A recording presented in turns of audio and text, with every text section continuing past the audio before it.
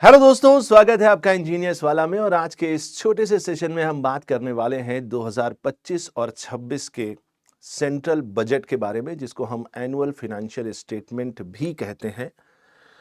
दोस्तों, जब बजट की बात आती है तो हर साल बजट से कुछ न कुछ क्वेश्चंस जरूर पूछे जाते हैं और आपके लिए समझना बहुत जरूरी है कि बजट को आप किस तरीके से पढ़ें, किस तरीके से बजट आपके एग्जाम में क्वेश्चन से रिलेटेड इंफॉर्मेशन जो है उसको आप कैसे तैयार कर सकते हैं, क्या आपकी प्रायोरिटीज होने चाहिए। तो बजट को समझना, इससे जरूरी बात यह है कि बजट कैसे आपके एग्जाम से रिलेटेड है, कैसे क्वेश्चंस आपके एग्जाम में बनते हैं। तो आज के इस छोटे से सेशन में हम बात करेंगे एनुअल फाइनेंशियल स्टेटमेंट 2025 और 26 के बारे में, 25 एंड 26 के बारे में। और हम देखेंगे कि किस तरीके से क्वेश्चंस आपके एग्जाम में बन सकते हैं यहां से। तो चलिए स्टार्ट करते हैं और सीधे चलते हैं बजट की तरफ और देखते हैं कि आज हम क्या क्या इंपॉर्टेंट टॉपिक्स इसमें कवर करने वाले हैं। तो बजट की हाइलाइट्स में अगर हम स्टार्ट करें तो सबसे पहले हम बात करेंगे जर्नी ऑफ डेवलपमेंट के बारे में। भारत की एक राष्ट्र के रूप में जो विकास की यात्रा है उसको हम कैसे देख सकते हैं। इसमें इंजन्स ऑफ डेवलपमेंट मतलब ऐसे कौन से क्षेत्र हैं, ऐसे कौन से सेक्टर हैं जो हमारे राष्ट्र के विकास में सबसे महत्वपूर्ण योगदान करते हैं। तो इसमें बेसिकली 4 चीजों को रखा गया है: agriculture, micro small and medium enterprises, investment and export. फिर अगर हम फ्यूल की बात करें कि विकास की यात्रा को तय करने के लिए जो ईंधन है वो क्या है, तो इसको हम 3 पार्ट में डिवाइड कर रहे हैं बजट के हिसाब से। पहला है रिफॉर्म्स, जितने भी हमारे ऑलरेडी बने हुए लॉज हैं, कानून हैं, किस तरीके से हम उनको संशोधित कर सकते हैं, किस तरीके से हम उनको चेंज कर सकते हैं, जिससे कि जो आज के विकास की मांग है, जो डिमांड ऑफ द आवर है, उसको हम कैसे पूरा कर सकें। क्योंकि समय और परिस्थितियों के साथ जैसे जैसे हम आगे बढ़ते जाते हैं वैसे वैसे डेफिनेटली हमें कानून में भी चेंजेस करने पड़ते हैं, लॉ में भी हमें चेंजेस करने पड़ते हैं। क्योंकि कानून कौन बना रहा है? कानून आखिरकार इंसान ही बना रहे हैं। तो जब हमारा सामाजिक, आर्थिक और राजनीतिक परिवेश बदलता है तो समय और परिस्थिति के अनुसार हमें अपने लॉज में भी चेंजेस लाने पड़ते हैं। दूसरा है इंक्लूसिविटी। इंक्लूसिविटी का मतलब है समावेशी। समावेशी से हम क्या समझते हैं? समावेशी का मतलब यह है विकास की मुख्य धारा से जब तक राष्ट्र का हर एक नागरिक नहीं जुड़ेगा तब तक राष्ट्र पूर्ण रूप से या फुल पोटेंशियल पे काम नहीं कर पाएगा या विकास नहीं कर पाएगा। आज भी हमारी एक बहुत बड़ी जनसंख्या है जो विकास की मुख्य धारा से अलग है। उसके बहुत सारे कारण हैं। पहला कारण है जनसंख्या बहुत ज्यादा है, हमारी पॉपुलेशन बहुत ज्यादा है। दूसरा, शिक्षा का अभाव है। तीसरा, जो शिक्षा दी जा रही है और जो इंडस्ट्री की या इंडस्ट्रियल बड़ी बड़ी कंपनीज की रिक्वायरमेंट है उसमें एक बड़ा गैप है। भगवान का बहुत बहुत धन्यवाद है, ईश्वर का बहुत बहुत धन्यवाद है कि जो नई शिक्षा नीति आई है, नेशनल एजुकेशन पॉलिसी 2020 आई है, वो काफी हद तक इस गैप को कम करने की कोशिश कर रही है। तो डेफिनेटली किस तरीके से समाज के उन वर्गों को हम विकास की मुख्य धारा से जोड़ें, यह भी बहुत इंपॉर्टेंट है। इसमें हम सबसे पहला नाम ले सकते हैं महिलाओं का। एक लंबे समय तक जो विमेन एम्पावरमेंट है और जो महिलाओं का पोटेंशियल है उसको अनदेखा किया गया। आज भी अगर हम देखें तो जो हाई डिसीजन मेकिंग बॉडीज हैं उसमें विमेन का रिप्रेजेंटेशन बहुत कम है। हाल ही में कॉन्स्टिट्यूशन में एक अमेंडमेंट भी लाने का प्रयास किया गया जिसको हम 106 अमेंडमेंट कह रहे हैं, जिसमें हम विमेन रिजर्वेशन की बात कर रहे हैं। बट अभी भी अगर हम देखें, चाहे पार्लियामेंट हो, चाहे स्टेट लेजिस्लेटिव असेंबलीज हो, चाहे मतलब लोकसभा हो, चाहे विधानसभाएं हो राज्यों की, उनमें विमेन का रिप्रेजेंटेशन बहुत कम है। फिर हम बात करते हैं समाज के उन वर्गों की जिनका वही हाल है जो महिलाओं का समाज में हाल है, in terms of marginalisation, in terms of कि उनका किस तरीके से शोषण हुआ है। अब वो चाहे शेड्यूल कास्ट हो, चाहे वो शेड्यूल ट्राइब्स हो, चाहे वो कुछ और समाज के ऐसे सामाजिक या आर्थिक रूप से पिछड़े हुए वर्ग हों, उनको भी कैसे हम साथ में लेकर चलें, इसकी बात करता है इंक्लूसिविटी। और लास्ट में हम बात कर रहे हैं विकसित भारत की। विकसित भारत का जो मिशन है, तो नीति आयोग के द्वारा ये लक्ष्य बनाया गया है और 2047 तक जब हम अपनी आजादी के 100 साल मना रहे होंगे, तब तक भारत को एक विकसित राष्ट्र बनाने का लक्ष्य रखा गया है। विकसित मतलब डेवलप्ड नेशन।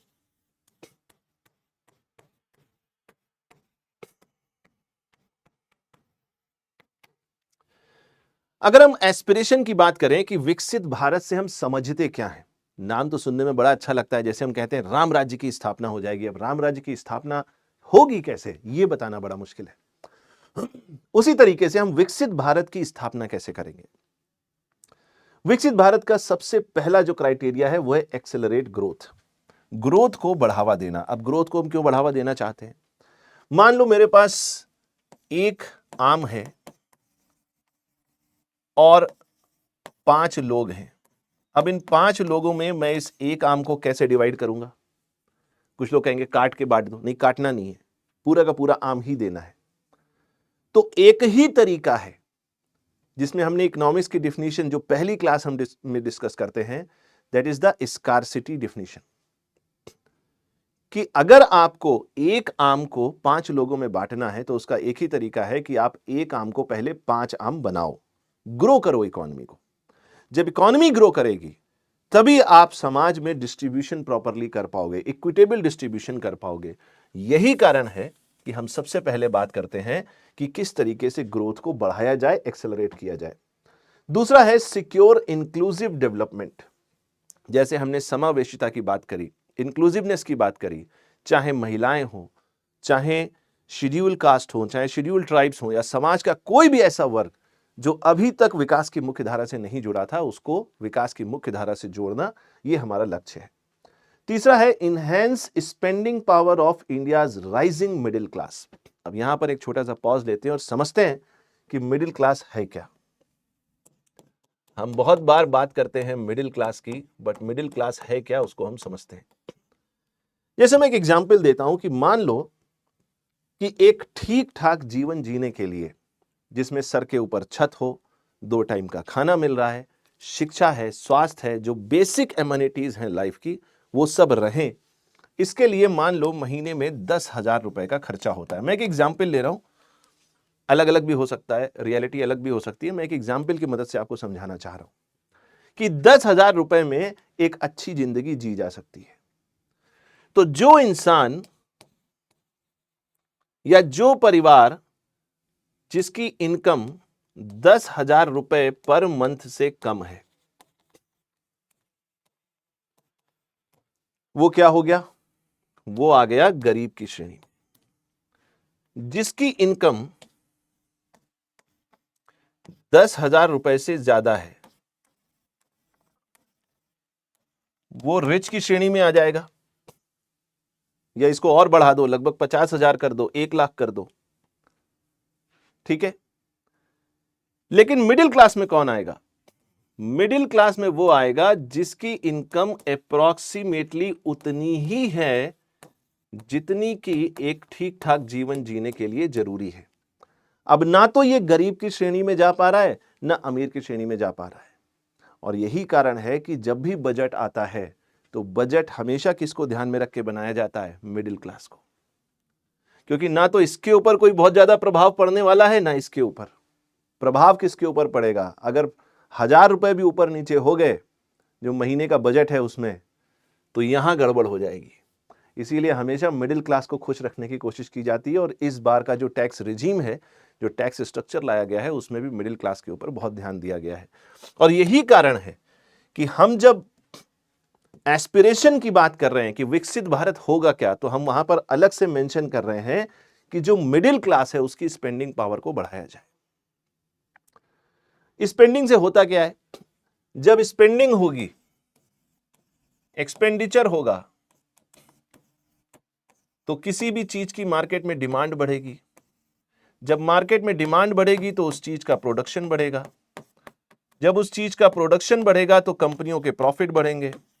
जब कंपनियों के प्रॉफिट बढ़ेंगे तो कंपनियां क्या करेंगी, ज्यादा जॉब्स क्रिएट करेंगी, एक्सपेंशन करेंगी ना, तो हो गई प्रॉब्लम सॉल्व। तो जैसे जैसे पब्लिक एक्सपेंडिचर बढ़ता है, पब्लिक एक्सपेंडिचर मैंने गलत शब्द यूज कर लिया, एक्चुअली स्पेंडिंग बढ़ती है। पब्लिक एक्सपेंडिचर तो वो हो गया जो सरकार लोगों के लिए अलग अलग योजनाओं में पैसा खर्च कर रही है। तो वैसे क्या होता है, इकोनॉमी आगे बढ़ना शुरू करती है, इकोनॉमी का पहिया घूमना शुरू हो जाता है, इकोनॉमी ग्रो करने लगती है। फिर है इनविगरेट प्राइवेट सेक्टर इन्वेस्टमेंट, किस तरीके से प्राइवेट सेक्टर को बढ़ावा दिया जाए, क्योंकि सरकार के पास सबसे बड़ी समस्या क्या है, पैसे की। सरकार तो सब कुछ करना चाहती है, सरकार सिर्फ गरीबों के लिए काम नहीं कर रही है। सरकार जब सड़क बनाती है तो उस पर अमीर भी चलता है, गरीब भी चलता है। सरकार जब कोई इंफ्रास्ट्रक्चर बनाती है, कोई पुल बनाती है, कोई ब्रिज बनाती है, मेट्रो बनाती है, रेल बनाती है, तो वो सबके लिए होता है।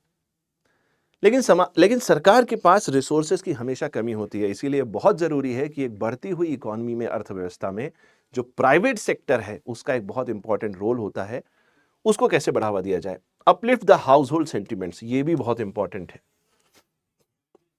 इकोनॉमी में सब कुछ बहुत अच्छा है, लेकिन इकोनॉमी तब तक ग्रो नहीं करेगी जब तक इंडिविजुअल लेवल पर एक ऐसी भावना ना आ जाए कि हां वाकई में हम एक विकसित राष्ट्र बन सकते हैं। अभी तो हाल यह है कि सरकार ने तो नीति बना दी, नीति आयोग ने तो घोषणा कर दी कि भाई 2047 तक भारत को विकसित राष्ट्र बनाना है, लेकिन क्या एक आम भारतीय नागरिक के मन में यह आग लगी? और जब तक यह आग नहीं लगेगी तब तक भारत एक विकसित राष्ट्र नहीं बन पाएगा। हमें अंदर से भी तो सोचना पड़ेगा ना कि हम एक विकसित राष्ट्र के नागरिक बनने वाले हैं। हमें और सशक्त बनना होगा, हमें और शिक्षित बनना होगा, हमें और जिम्मेदार नागरिक बनना होगा। यह नहीं कि संतरा खाया और छिलका सड़क पे फेंक दिया, अब यह नहीं करना है। यस और नो? चलिए आगे बढ़ते हैं।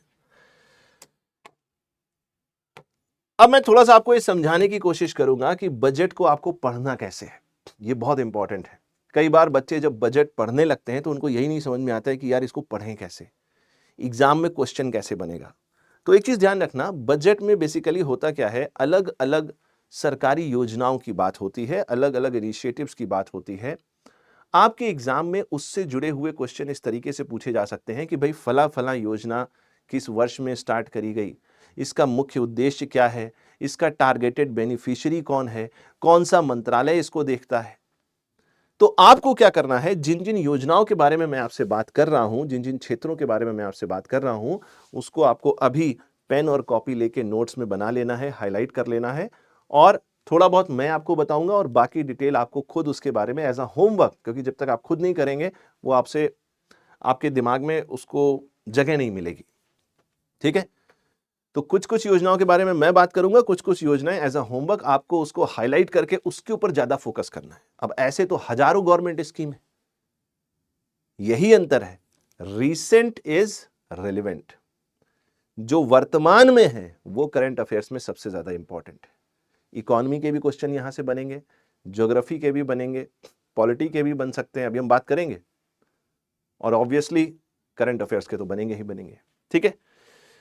तो सबसे पहले इसमें बात करी गई है कि डेवलपमेंट मीजर्स फोकसिंग ऑन गरीब, यूथ, अन्नदाता एंड नारी। तो चार चीजों के ऊपर फोकस किया गया है, पॉवर्टी के ऊपर, युवा के ऊपर, यूथ के ऊपर, तीसरा अन्नदाता मतलब किसानों के ऊपर, एग्रीकल्चर और उससे जुड़ी हुई एक्टिविटीज को लेके, और नारी मतलब वुमेन एम्पावरमेंट।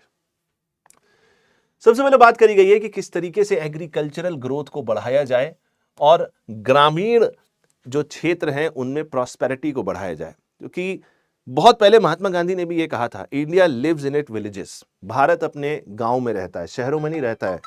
मुट्ठी भर लोग जो गांव में, जो शहर में रह रहे हैं, वो इंडिया को रिप्रेजेंट नहीं करते हैं। इंडिया को कौन रिप्रेजेंट करता है? गांव में रहने वाले वो किसान इंडिया को रिप्रेजेंट करते हैं। तो अगर भारत को एक विकसित राष्ट्र बनाना है तो यह बहुत जरूरी है कि हम एग्रीकल्चर में विकास करें, किसानों का विकास करें, उनको समृद्ध बनाएं। ठीक है?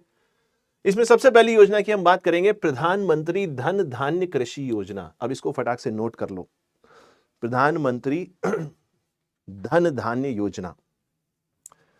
इसमें क्या डिस्कस किया जा रहा है? इसमें डिस्कस ये किया जा रहा है, एक उद्देश्य रखा गया है कि एग्री डिस्ट्रिक्ट डेवलप किए जाएंगे। जिले के आधार पर एग्री डिस्ट्रिक्ट स्टैब्लिश किए जाएंगे और उनको किस तरीके से सुदृढ़ किया जा सकता है, उनमें कैसे विकास किया जा सकता है, इसके ऊपर काम किया जाएगा। इससे लगभग ऐसा माना जा रहा है कि 1.7 करोड़ जो किसान हैं उनको इससे लाभ मिलेगा।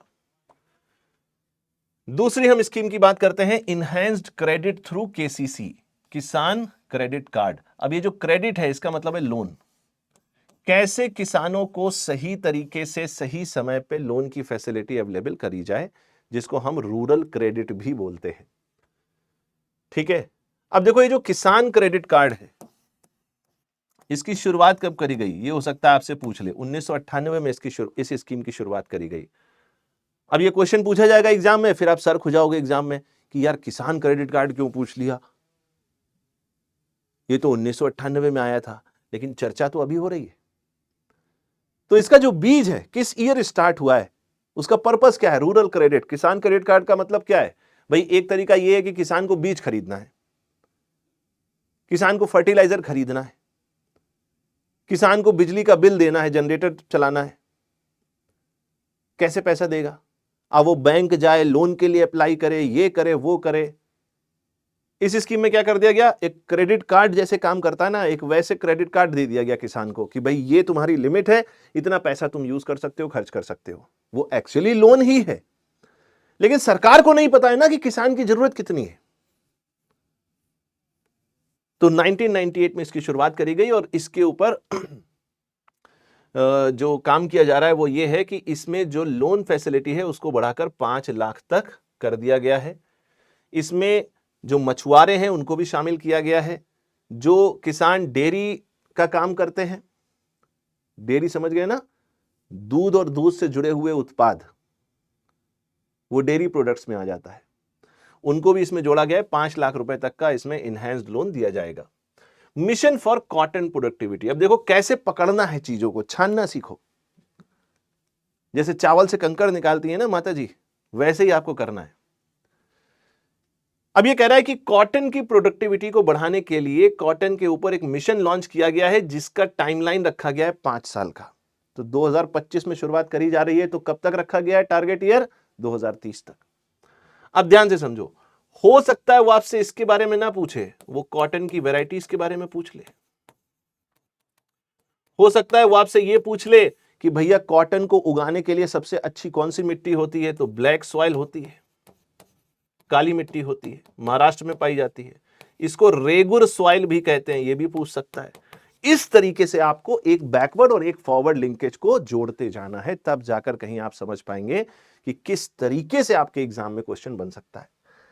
बिहार में एक मखाना बोर्ड स्टैब्लिश करने की बात करी गई है। मखाना, इसको इंग्लिश में क्या कहते हैं, फॉक्स नट। ठीक है, लोटस के जो सीड्स होते हैं, कमल के जो बीज होते हैं ना, उनको भी मखाना कहा जाता है बेसिकली। फिर हम बात कर रहे हैं आत्मनिर्भरता इन पल्सेस, किस तरीके से दालों के प्रोडक्शन को बढ़ाया जाए और भारत को एक आत्मनिर्भर देश बनाया जाए, जिससे पल्सेस में, दालों में हम दूसरे देशों पे डिपेंडेंट ना हो। और इसके लिए 6 साल का मिशन बनाया गया है। जो मुख्य दालें हैं, जैसे तूर की दाल, उड़द की दाल और मसूर की दाल, इसके ऊपर खास फोकस किया गया है। अब आप सोचोगे यार इससे क्या हो रहा है, दालों के ऊपर क्यों फोकस करने लगे हम। एक आम इंसान के लिए दालें जो है वो एकमात्र प्रोटीन का साधन है। वो जो एक कटोरी दाल कोई इंसान खाता है ना, उसको वहीं से तो प्रोटीन मिल रहा है, दूध पीने के पैसे नहीं है, वो कोई प्रोटीन सप्लीमेंट तो खाता नहीं है। ठीक है ना, गरीब आदमी कहाँ प्रोटीन सप्लीमेंट खा पाएगा, फल वो बेचारा खा नहीं सकता, इतने महंगे, सब्जियां उसको सही ढंग से मिल नहीं रही हैं, ऐसा थोड़ी सोयाबीन भिगो भिगो के खा रहा है।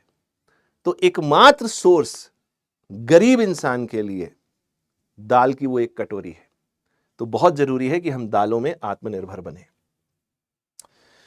India post as a catalyst for rural economy, जो भारतीय डाक है, इंडियन पोस्टल सिस्टम है, उसको कैसे हम भारत की विकास यात्रा में कैसे उसको हम यूटिलाइज कर सकते हैं। इंडियन पोस्ट को अगर हम देखें ना तो आज के व्हाट्सएप के ज़माने में, फेसबुक के ज़माने में ऐसा लगता है कि अब कौन किसी को चिट्ठी भेजता होगा, अब कौन किसी को पत्र भेजता होगा, अब कौन किसी को डाक भेजता होगा। पहले पोस्ट कार्ड चलते थे ना, हमने अपने ज़माने में तो देखे हैं, तुम लोगों ने नहीं देखे होंगे। लेकिन आज भी जो पोस्टल नेटवर्क है इंडिया का, वो सबसे विस्तृत है। छोटे से छोटे गांव में आपको कुछ मिले ना मिले, एक छोटा सा पोस्ट ऑफिस जरूर मिल जाएगा। तो वहां आपने इंटरनेट की सुविधा प्रदान कर दी, 2-4 कंप्यूटर रखवा दिए, लोग अच्छे स्किल रखवा दिए, भरपूर व्यवस्था कर दी, तो बहुत सारी सरकारी योजनाओं के लिए आप उसको जोड़ सकते हैं, सही बेनिफिशियरी आइडेंटिफाई कर सकते हैं, आपकी योजना की इफिशियंसी बढ़ सकती है। तो इस तरीके से पोस्टल डिपार्टमेंट को यूटिलाइज करने की इसमें बात रखी गई है। आगे बढ़ते हैं, supporting MSME and furthering make in India. तो एक बार फिर मेक इन इंडिया पे फोकस किया गया है और ये बहुत जरूरी भी है। किस तरीके से मैन्युफैक्चरिंग को भारत में बढ़ावा दिया जाए, इसके ऊपर फोकस किया जा रहा है। Credit cards for micro enterprises, जो माइक्रो एंटरप्राइजेस हैं उनको किस तरीके से लोन प्रोवाइड किया जाए। क्रेडिट प्रोवाइड करना मतलब लोन प्रोवाइड करना, तो उनके लिए क्रेडिट कार्ड की व्यवस्था करी गई है। ठीक है, 5 लाख रुपए तक की उसमें लिमिट है। और कौन से पोर्टल पे रजिस्टर कराना पड़ेगा? उद्यम पोर्टल पे। अब आपके घर के आसपास कोई छोटा मोटा बिजनेस कर रहा हो और वो समस्या में हो, आप पढ़े लिखे समझदार हैं, एक जिम्मेदार नागरिक बनिए, आप उसको बताइए कि भैया तुम्हारे मोबाइल में सिर्फ फेसबुक और इंस्टाग्राम पे रील देखने के लिए नहीं है, उद्यम पोर्टल पे जाओ, अपने आप को रजिस्टर कराओ माइक्रो एंटरप्राइज में, तुम्हें 5 लाख रुपए तक का फंड मिल सकता है, तुम अपने बिजनेस को बढ़ा सकते हो।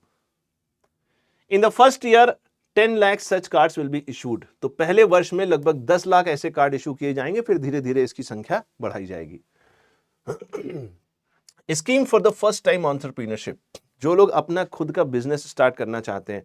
आजकल एंटरप्रेन्योरशिप की, उद्यमशीलता की एक वेव इंडिया में चल रही है और इसकी शुरुआत होती है लगभग 2010 के आसपास। और किसी भी ग्रोइंग इकोनॉमी में इसका होना बहुत जरूरी है। इतनी बड़ी जनसंख्या है, सबको नौकरी मिले पॉसिबल नहीं है, तो ऐसे लोग भी होने चाहिए जो नौकरी दें या नौकरी डेवलप करें, जनरेट करें, दूसरे लोगों को नौकरी प्रदान करें। तो फर्स्ट टाइम एंटरप्रेन्योरशिप के लिए योजनाएं लाई गई हैं, जिसमें 5 लाख रुपए जो हैं वो फर्स्ट टाइम एंटरप्रेन्योर्स को प्रोवाइड किए जाएंगे। इसमें महिलाएं शामिल हैं, शेड्यूल कास्ट, शेड्यूल ट्राइब्स, जो जैसा मैंने आपको स्टार्टिंग में बताया था।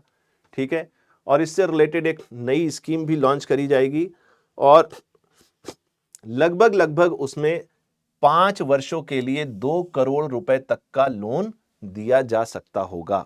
5 लाख ऐसे बेनिफिशियरी आइडेंटिफाई किए जाएंगे फर्स्ट टाइम एंटरप्रेन्योर्स, और उनको 5 करोड़ तक का अगले 5 वर्षों के लिए लोन देने की फैसिलिटी डेवलप करी जाएगी। तो इसकी चर्चा करी गई है। फिर है manufacturing mission with the mandate to focus on, तो मैन्युफैक्चरिंग के ऊपर, मेक इन इंडिया के ऊपर फोकस किया जा रहा है। Measures for labour intensive sectors, ऐसे क्षेत्र जहां पर लेबर्स की बहुत ज्यादा रिक्वायरमेंट होती है, उनको आगे बढ़ाने की कोशिश करी जा रही है। जैसे फुटवियर हो गया, लेदर हो गया, ठीक है, जैसे टॉय सेक्टर हो गया, खिलौनों का मार्केट हो गया। Supports for food processing, food processing क्या होता है? खेत से निकलने के बाद और आपकी डाइनिंग टेबल तक पहुंचने तक उस अनाज के साथ जो कुछ हो रहा है वो सब आता है फूड प्रोसेसिंग में। तो आप उसको कई लेयर्स में देख सकते हैं। फिर बात करी जा रही है significant enhancement of credit availability with guarantee cover. Credit availability मतलब किस तरीके से लोन फैसिलिटेट किया जाए। तो इसमें करोड़ों में देखिए बात करी जा रही है। तो जो माइक्रो एंड स्मॉल एंटरप्राइजेज हैं, माइक्रो और स्मॉल एंटरप्राइजेज हैं, एमएसएमईज हैं बेसिकली, उनको पहले जो है 5 करोड़ रुपए तक का क्रेडिट गारंटी दिया जाता था, जिसको रिवाइज करके अब 10 करोड़ कर दिया गया है। और जो स्टार्टअप्स होते हैं, स्टार्टअप्स मतलब जिससे किसी ने नई कंपनी खोली, कोई नया बिजनेस खोला, तो पहले उसमें 10 करोड़ तक का गारंटी कवर होता था, जिसको बढ़ाकर अब 20 करोड़ रुपए तक कर दिया गया है। ठीक है, और अगर हम एक्सपोर्टर एमएसएमई की बात करें, एक्सपोर्टर एमएसएमई मतलब कोई ऐसा छोटा या लघु उद्योग है जो ऐसा प्रोडक्ट बना रहा है जो दूसरे देशों को एक्सपोर्ट किया जाता है। तो उसको बढ़ाकर 20 करोड़ तक के टर्म लोन की सुविधा प्रदान करी गई है। Classification criteria for the MSME, अब देखो ये बड़ा इंपॉर्टेंट है, यहां से ताजा ताजा क्वेश्चन बिल्कुल बन सकता है, आपके एग्जाम में परोसा जा सकता है कि हम कैसे डिसाइड करें, क्या क्राइटेरिया है कि कौन सी एंटरप्राइज माइक्रो है, कौन सी मीडियम है और कौन सी स्मॉल है। माइक्रो एंटरप्राइज का क्राइटेरिया क्या है? पहले इन्वेस्टमेंट के हिसाब से इसका क्राइटेरिया था 1 करोड़, जिसको बढ़ा के 2.5 करोड़ कर दिया गया है। तो माइक्रो एंटरप्राइज वो होगी जिसमें पैसा इन्वेस्ट कितना किया गया है, अब वो मिनिमम 2.5 करोड़ रुपए होने चाहिए, तभी आप उसको माइक्रो एंटरप्राइज कह सकते हैं। स्मॉल एंटरप्राइज कहेंगे जब 25 करोड़ रुपए का उसमें इन्वेस्टमेंट हो, और मीडियम एंटरप्राइज कहेंगे जब उसमें 125 करोड़ रुपए का इन्वेस्टमेंट हो। ठीक है, पहले माइक्रो के लिए ये 1 करोड़ था, बढ़ा के 2.5 करोड़ कर दिया। स्मॉल के लिए पहले 10 करोड़ था, उसको बढ़ा के 25 कर दिया। और मीडियम एंटरप्राइज के लिए पहले 50 करोड़ था, उसको बढ़ाकर 125 करोड़ कर दिया गया है। फिर हम बात करें टर्नओवर की। टर्नओवर का मतलब क्या होता है कि टोटल उसने कितना बिजनेस किया, रेवेन्यू या टर्नओवर। जैसे कि किसी बिजनेस ने एक फाइनेंशियल ईयर में कितना टोटल बिजनेस किया, उसको हम बोलेंगे टर्नओवर। तो माइक्रो एंटरप्राइजेस के लिए पहले ये 5 करोड़ था, जिसको बढ़ा के 10 करोड़ कर दिया गया। स्मॉल एंटरप्राइजेस के लिए 50 करोड़ से 100 करोड़ कर दिया गया, और मीडियम एंटरप्राइजेस के लिए 250 करोड़ से 500 करोड़ कर दिया गया। इसको कहीं भी अच्छे से नोट कर लीजिए, यहां से क्वेश्चन बनने की पूरी पूरी संभावना है। आगे बढ़ते हैं और बात करते हैं investing in people, economy and innovation.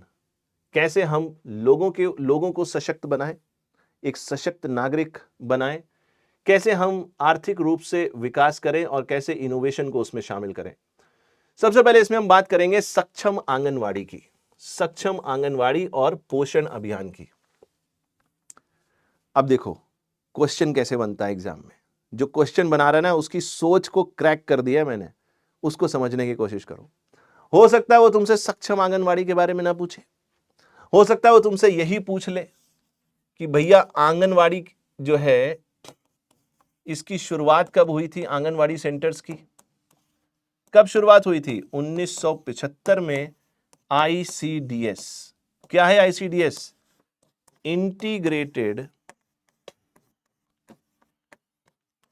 Child development scheme.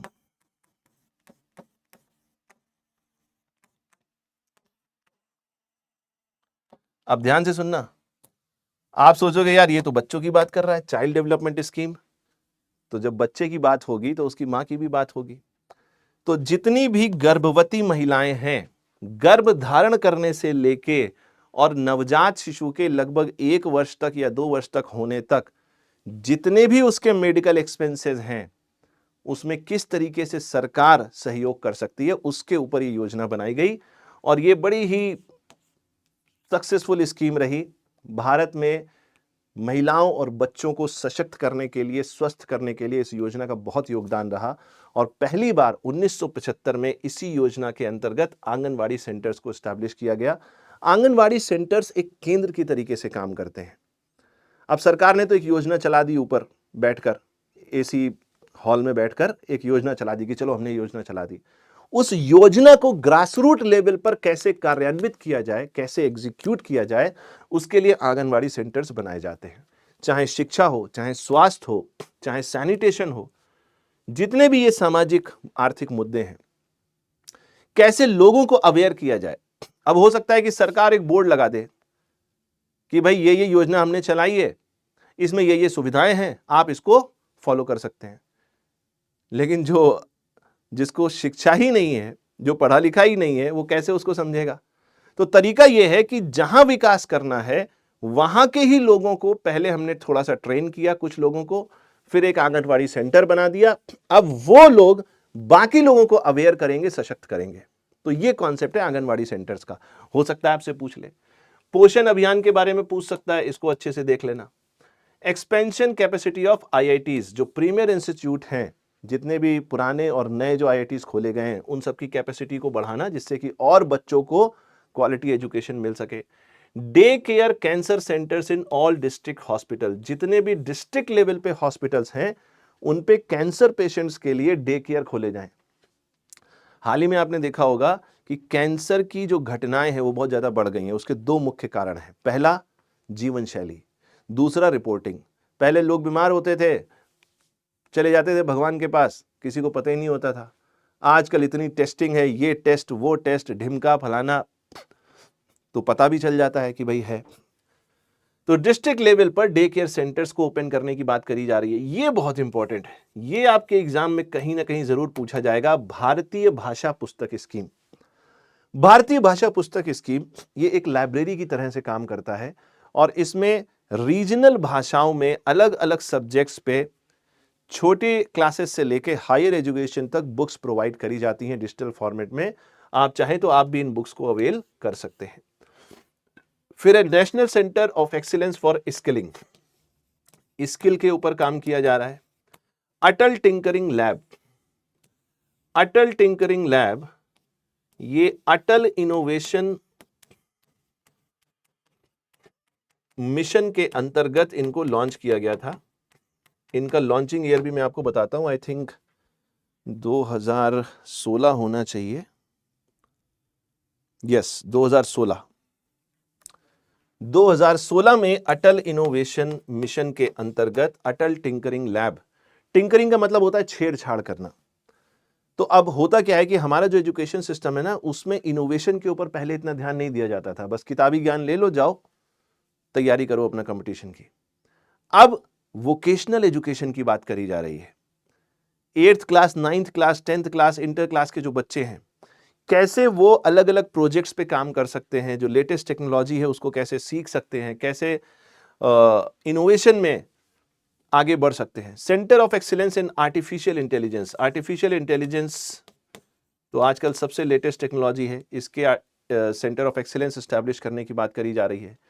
जितने भी सरकारी सेकेंडरी स्कूल्स हैं, प्राइमरी हेल्थ केयर सेंटर्स हैं ग्रामीण इलाकों में, इन सबको ब्रॉडबैंड कनेक्टिविटी से इंटरनेट के माध्यम से जोड़ने की बात करी जा रही है। Expansion of medical education, medical education जो है उसमें सीटों को बढ़ाने की बात करी जा रही है अगले 5 वर्षों में। पीएम स्वनिधि, अब इसको जरा ध्यान से देखना, यहां से क्वेश्चन बनेगा। पीएम स्वनिधि किसके ऊपर फोकस करता है? स्ट्रीट वेंडर्स के ऊपर, स्ट्रीट वेंडर्स के ऊपर काम करता है। किस तरीके से जो सड़क पे किनारे जो लोग छोटे मोटे स्टॉल लगाते हैं खाने पीने के, कैसे उनको सशक्त किया जाए, कैसे उनको एक ऐसा एनवायरनमेंट प्रोवाइड किया जाए कि वो एक बड़ा बिजनेस तैयार कर सकें। ठीक है। Welfare of online platform workers, online platform के ऊपर किस तरीके से जॉब अपॉर्चुनिटीज को आगे बढ़ाया जाए under the Jan Arogya mission. तो हेल्थ से जुड़ा हुआ है जन आरोग्य मिशन। अब इसका थोड़ा सा आप होमवर्क कर लीजिएगा, इसके बारे में पढ़ लीजिएगा। नेक्स्ट हम बात करेंगे investing in people, economy and innovation में support to the states for infrastructure, कैसे राज्यों को इंफ्रास्ट्रक्चर डेवलप करने में मदद करी जाए। राज्यों को कौन मदद करेगा? केंद्र सरकार। जल जीवन मिशन, जल जीवन मिशन इसकी कब शुरुआत करी गई? इसको भी नोट कर लो, पूछ लेगा एकदम से। इसकी शुरुआत करी गई 2019 में। 2019 में जल जीवन मिशन की शुरुआत करी गई और इसका एकमात्र मुख्य उद्देश्य यह था कि हर घर में पीने का पानी नल से पहुंचना चाहिए। ये बहुत बड़ी बात है, छोटी बात नहीं है। सुनने में आसान लग रहा होगा, अरे सर पीने का पानी हमारे घर में तो आता ही है। इमेजिन करो, लाखों ऐसे लोग जिनके पास घर में टॉयलेट नहीं है, घर में पानी नहीं आता है। वहां महिलाओं को सुबह सुबह 4 बजे और दिन में कई बार कितने कितने किलोमीटर पैदल चल के पानी की व्यवस्था करनी पड़ती है। आप सोचिए कि आपकी जनसंख्या का कितना बड़ा हिस्सा उसका पोटेंशियल यूज ही नहीं हो पा रहा है। उसकी आधी से ज्यादा एनर्जी, पूरी जान तो उसकी निकल जा रही है पानी को इकट्ठा करने में। यस और नो?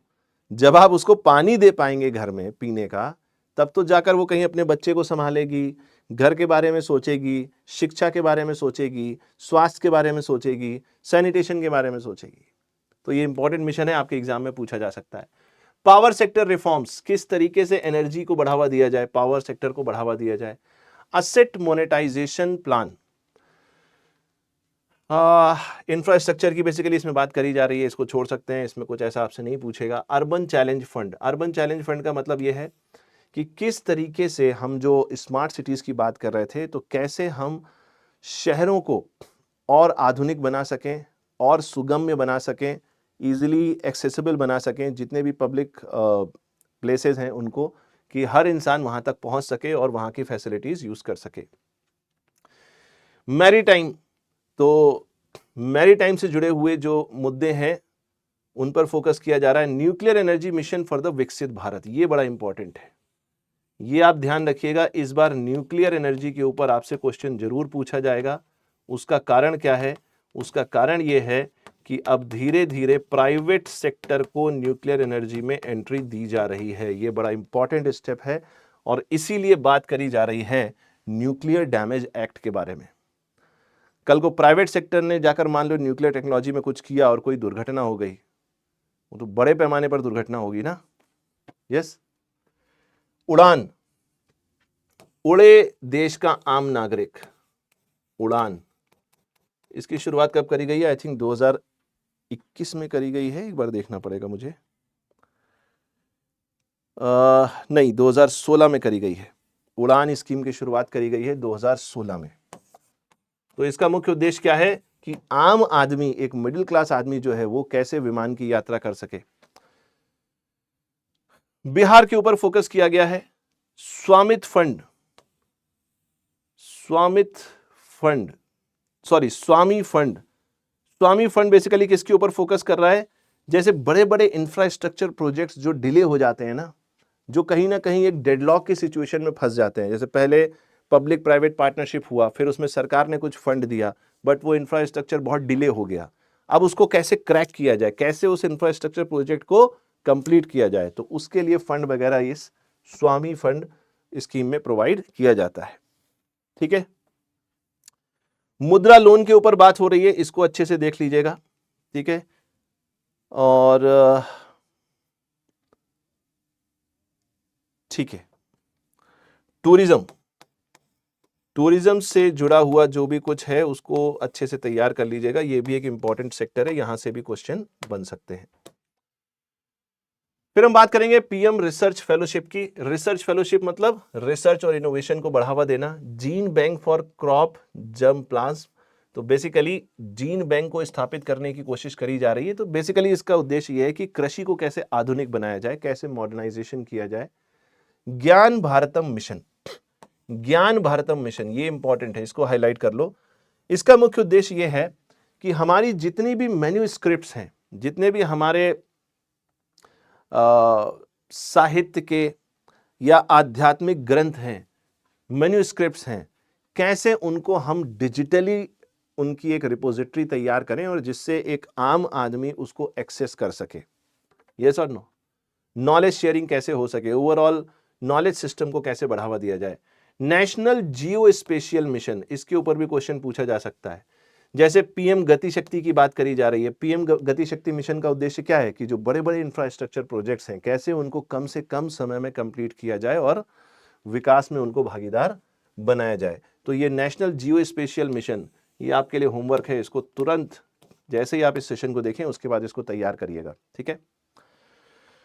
एक्सपोर्ट के ऊपर फोकस किया जा रहा है। एक्सपोर्ट प्रमोशन मिशन की बात करी जा रही है। ऐसे एंटरप्रेन्योरशिप और micro small and medium enterprises को एस्टैब्लिश करने की बात करी जा रही है, जिससे भारत में निर्यात को बढ़ावा दिया जाए। भारत ट्रेड नेट, जो पब्लिक इंफ्रास्ट्रक्चर है, कैसे उनको डिजिटली इनेबल किया जाए, भारत ट्रेड नेट की इसमें बात करी जा रही है। National framework for global capability centres, इसको एस्टैब्लिश करने की बात करी जा रही है। Warehousing facilities for the air cargo, ठीक है, इसको छोड़ सकते हैं। फिर हम बात करेंगे रिफॉर्म्स के बारे में। फाइनेंशियल सेक्टर रिफॉर्म्स की अगर हम बात करें तो ग्रामीण क्रेडिट स्कोर की बात करी जा रही है। ग्रामीण क्रेडिट स्कोर बेसिकली क्या करेगा, जो ग्रामीण क्षेत्रों में सेल्फ हेल्प ग्रुप हैं, सेल्फ हेल्प ग्रुप ये बेसिकली किससे जुड़े हुए हैं? सेल्फ हेल्प ग्रुप ये जुड़े हुए हैं कोऑपरेटिव सोसाइटीज से। जैसे कोऑपरेटिव सोसाइटी काम करती है ना, जिसमें सहकारी, कोऑपरेटिव का मतलब होता है सहकारी, सहकारी मतलब साथ में करना। तो ऐसा एक एंटरप्रेन्योरशिप का सिस्टम आप समझिए जिसमें लाभ होगा तो सब में डिस्ट्रीब्यूट होगा और हानि होगी, लॉस होगा तो वो भी सब पे इक्वली आएगा। जब ये छोटा होता है तो इसको हम सेल्फ हेल्प ग्रुप कहते हैं, इसमें 8-10 लोग हो सकते हैं, 20-25 लोग हो सकते हैं। जब ये कंपनी के फॉर्म में स्टैब्लिश होता है तो उसको हम कोऑपरेटिव सोसाइटी कहते हैं। तो सेल्फ हेल्प ग्रुप के ऊपर बात करी जा रही है ग्रामीण क्रेडिट स्कोर की। नैबफिड, नैबफिड NABFID क्या है भैया? ये national bank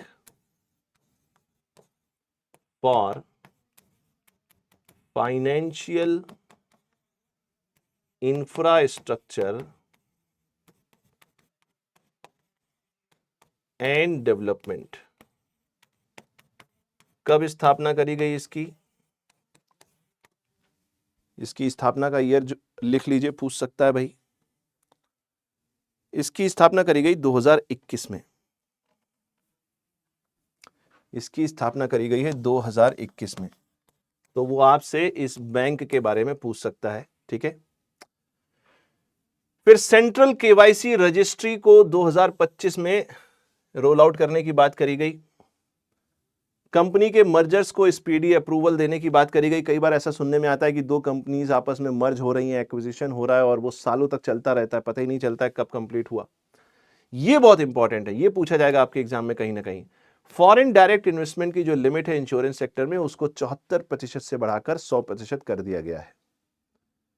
foreign direct investment को इंश्योरेंस सेक्टर में 74% से बढ़ाकर 100% कर दिया गया है। टैक्स रिफॉर्म्स की अगर हम बात करें तो एक नया इनकम टैक्स बिल लाने की बात करी जा रही है जिससे कि डायरेक्ट टैक्सेस में चेंजेस किए जा सकें।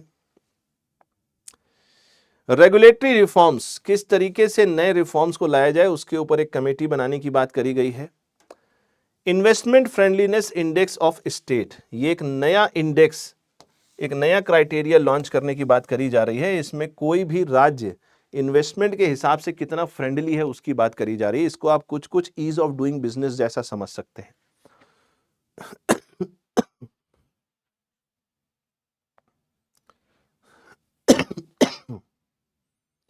FSDC मैकेनिज्म, ये इंपॉर्टेंट है, इसकी फुल फॉर्म और इसका ईयर नोट कर लो। FSDC financial stability and development council, 2010 में इसको एस्टैब्लिश किया गया था। Financial stability and development council, and development council 2010 में इसको एस्टैब्लिश किया गया था। और एक ये नॉन स्टैट्यूटरी बॉडी है। नॉन स्टैट्यूटरी बॉडी होने का मतलब क्या होता है? मतलब कानून के आधार पर इसको नहीं बनाया गया है, कानून बनाकर इसको नहीं बनाया गया। It is a non statutory body, non statutory body, पूछ सकता है आपके एग्जाम में। चलिए, जन विश्वास बिल, जन विश्वास बिल को लॉन्च करने की बात करी जा रही है 2.0, जिसका मुख्य उद्देश्य क्या है कि किस तरीके से अलग अलग कानूनों में 100 से ज्यादा ऐसे संभावनाएं हैं जिनको डीक्रिमिनलाइज करने की जरूरत है, उसमें चेंजेस लाने की जरूरत है। तो उसके ऊपर भी क्वेश्चन बन सकता है। फिर हम बात करेंगे rationalisation of custom tariff structure for industrial good. जो इंडस्ट्रियल प्रोडक्ट्स हैं कैसे उनके ऊपर हम काम करें, उन पे जो टैरिफ हैं उनको हम स्ट्रक्चर करें, कैसे उसको हम सिस्टमेटाइज करें।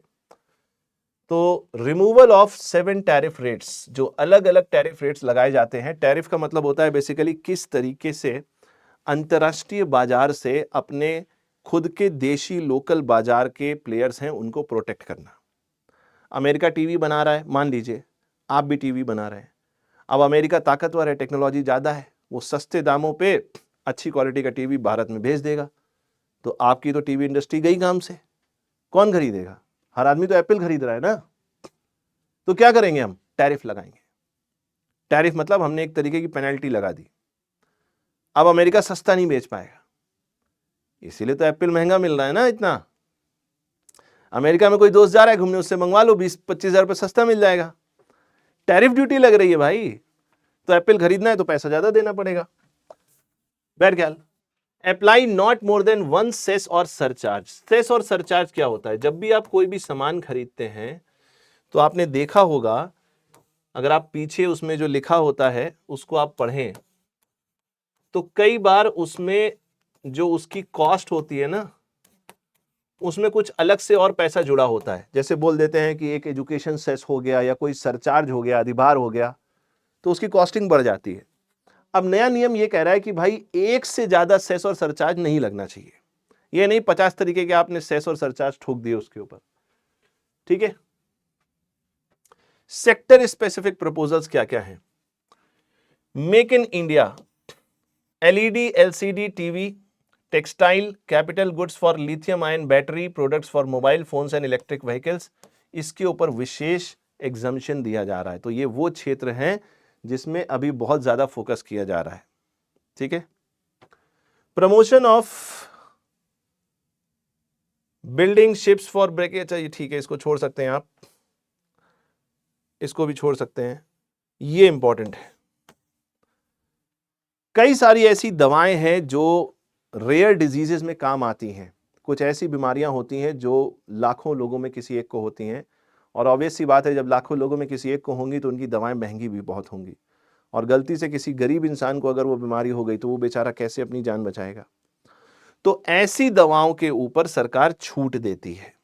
लगभग 36 जीवन को बचाने के लिए लाइफ सेविंग ऐसी मेडिसिन हैं जिनको लिस्ट से बाहर रखा गया है, ठीक है।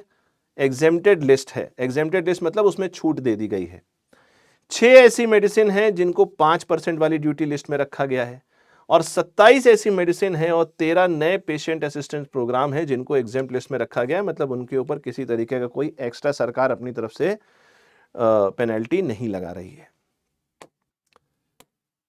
Direct tax approach, direct tax में किस तरीके के चेंजेस किए गए हैं? जैसा मैंने आपको बिल्कुल स्टार्टिंग में बताया था कि जब भी बजट बनाया जाता है मिडिल क्लास के ऊपर पूरा फोकस किया जाता है, क्योंकि उसका अगर 1000 रुपए भी बजट गड़बड़ाया तो वो फिर गड़बड़ा जाएगा। तो अब 0 से 4 लाख रुपए तक कोई भी टैक्स नहीं है। 4 से 4 लाख का स्लैब बनाया गया है। 0 से 4 लाख कोई नहीं, 4 से 8 लाख 5%, 8 से 12, अब 5% बढ़ते जाओ, 5% टैक्स में बढ़ते जाओ, और 4 लाख रुपए टैक्स स्लैब में बढ़ते जाओ। तो 0 से 4 0, 4 से 8 5%, 8 से 12 10%, 12 से 16 15%, 16 से 20 20%, 20 से 24 25%, और 24 से ऊपर 30%, ठीक है।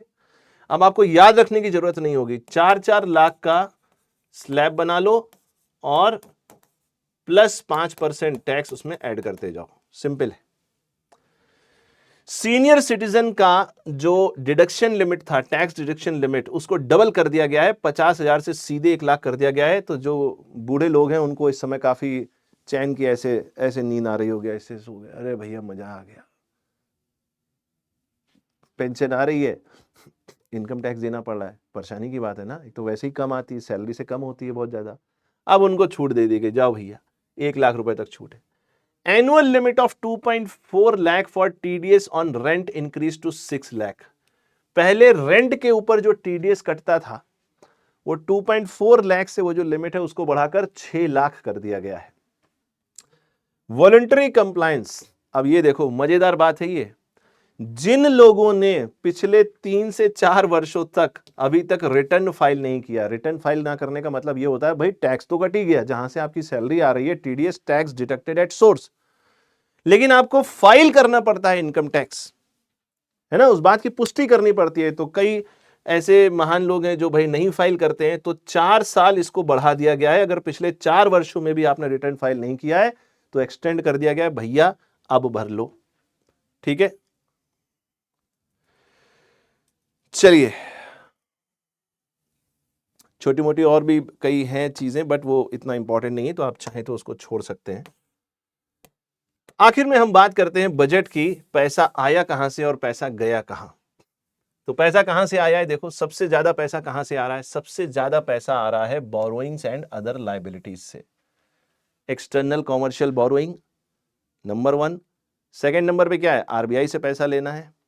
और यहां से भी अगर नहीं फिस्कल डेफिसिट पूरा हुआ, यहां से भी अगर बजट डेफिसिट पूरा नहीं हुआ, आमदनी कम है और खर्चा ज्यादा है, तो फिर आरबीआई के पास जाना पड़ेगा और कहना पड़ेगा भैया नोट छापो, और नया नोट छापा नहीं कि मनी सप्लाई बढ़ी नहीं, मनी सप्लाई बढ़ी नहीं कि इन्फ्लेशन बढ़ा नहीं, और इन्फ्लेशन बढ़ा नहीं कि फिर से अगले साल क्या होगा, बजट डिफिसिट होगा। तो बहरहाल बोरोइंग और अदर लायबिलिटीज से 24% पैसा यहां से आ रहा है, जो टोटल पैसा आ रहा है। फिर इनकम टैक्स से आ रहा है 22%। इनकम टैक्स एक बड़ा मुद्दा है जहां से पैसे आ रहे हैं। फिर आ रहा है जीएसटी से 18% के आसपास जीएसटी से आ रहा है। 17% आ रहा है कॉर्पोरेशन टैक्स, जो बड़ी बड़ी कंपनियां हैं वहां से जो टैक्स आता है। 9% आ रहा है नॉन टैक्स रिसिप्ट्स। टैक्स के अलावा भी सरकार की बहुत सारी आमदनी होती है, जैसे आप रोड से जा रहे थे, हेलमेट नहीं लगाया, चालान कट गया। ट्रेन में बिना टिकट यात्रा कर रहे, टीटी ने चालान काट दिया, वो सब पैसा सरकार के खाते में ही तो जा रहा है। नॉन डेट कैपिटल और बहुत सारी चीजें, इसको छोड़ सकते हैं, ठीक है। एक्साइज ड्यूटी पूछ सकता है, यूनियन एक्साइज ड्यूटी।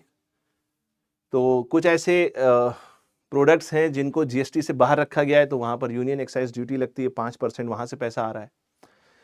पैसा खर्च कहां हो रहा है? सबसे ज्यादा पैसा खर्च हो रहा है state share of taxes and duties. राज्यों को जो पैसा सरकार को देना पड़ता है, केंद्र सरकार को, वहां सबसे ज्यादा पैसा खर्च होता है।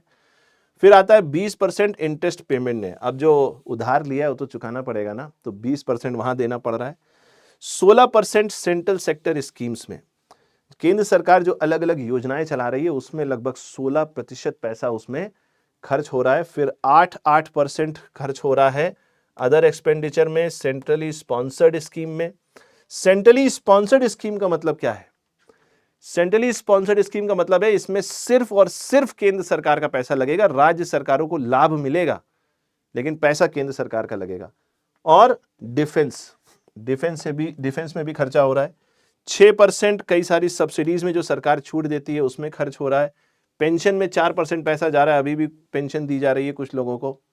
और फाइनेंस कमीशन की वजह से जो राज्यों को ट्रांसफर करना पड़ता है वो लगभग 8% के आसपास है।